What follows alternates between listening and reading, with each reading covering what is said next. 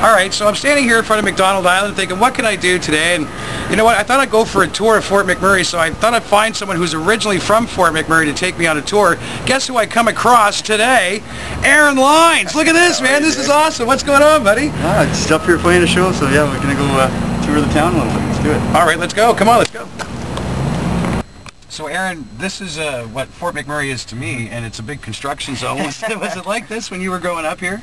No, not as much growing up. It was definitely, I was only about 30,000 people when I was growing up, and it was, you know, I was born in '77, so we had some boom times and some not so boom times, but since kind of I've been graduated and been gone, it's expanded. I think it's, I don't know how many people are living here now, but at least 3, 4, or 5 times as many people as when I grew up, so there's lots more. I met you, actually, you're on the radio right now. Oh yeah, there's one of the first songs right on. There you go. I can read your heart. Look at that. That's, oh, what a coincidence that is, man. Well, you are the most played artist on Canadian radio right now. How does that's got to be something else for you. Yeah, you know what, I remember growing up in Beacon Hill and writing songs and kind of thinking, you know, man, it'd be nice to have one song on the radio one day, and never thought, you know, it'd ever get to a point where it's the most played of the decade kind of thing. So this whole town to me, I've been saying this, this whole tour I've been saying this when we've been getting interviewed, but had I not grown up in Fort McMurray, I don't think things would have worked out for me like they have, because I was able to play places like this, and there was different bars and pubs and cafes in town that would have me play, and as like a 16, 17-year-old, and you just don't get those opportunities that much in bigger cities where maybe there's more musicians and stuff like that, and people aren't willing to take a chance on some young kid that's still kind of learning how to do things. And so Stroudy's Pub, which I think might have changed its name now, up in Gregoire, was one of the first places I ever played. There used to be a place called Cafe on King where I think it was every Wednesday. It was like an open mic kind of thing where all of us musicians in town would get together and play some songs. And Aaron, we're here in front of Composite High School. This is where you went to high school. Yeah. Any flashbacks coming back to you? You know what? Lots of memories from around here. I remember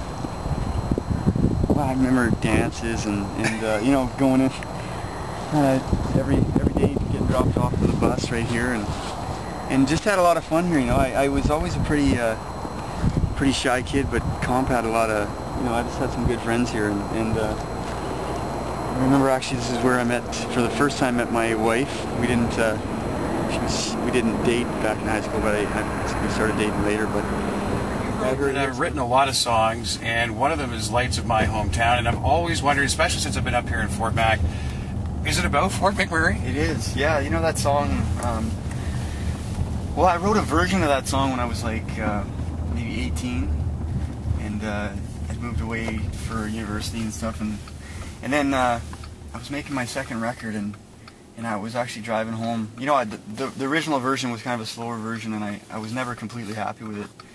And so actually one year I was driving home for Christmas, because I used to try to get home as much as I could. You know, this town was such a comfort to me, because being away was, I always enjoyed moving. You know, I enjoyed going places and doing things, but there was something about Fort Mac that always kind of made me feel good, and so I was always trying to get back and visit, and so when I was driving back, you know, I wrote half that song in the car, because you know, you can see the lights in the distance, and I kind of got that feeling that I was home, and all these good things that go with that.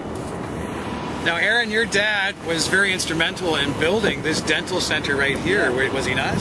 Yeah, him and a few of his friends actually built the Morrison Center. It was the first building in Fort McMurray with an elevator, so it was a long time ago. Yeah, he sold it a little while back, but yeah, he was always proud of being a part of this community and being, you know, having a small part in building some of the different areas in town. And he had that Corey Ridge Golf Course was one of his, and he's yeah, he owns some, you know, the Black Horse Pub. Oh, really? Now, Aaron, we're standing in front of the first elevator ever in Fort McMurray right now. It's here in the Morrison Center. Let's talk about your dad on a serious note. Your dad was a serious builder in this town, and someone that really helped build the morale of the town, and not just physically, but mentally too. Well, I think so. Yeah. He was, first and foremost, he was a dentist, so he was the first dentist up here, and then yeah, he started. You know, him and his buddies were kind of entrepreneurs, and started, you know, built a few buildings and some different businesses in town. So, you know, he was always. Dad passed away almost 2 years ago, but he was always really proud of Fort Mac and always. All right, Aaron, you showed me around Fort McMurray. I know a lot more about Fort McMurray than I did an hour and a half ago, that is for sure. And your dad and your whole family are definitely an inspiration to people of Fort Mac, and definitely one of the builders, the founding people of building Fort McMurray as well. Well, I like to think that, yeah. He was here for a long time and one of the first ones here. So, yeah, and my mom as well just did a lot of stuff. So, great person. So, yeah, nice to get to talk about them. Well, this is cool, and you're probably all talked out now. You want to be able to sing tonight, so we'll get you in for sound check here at McDonald Island now. Absolutely, let's do it. All right, let's go.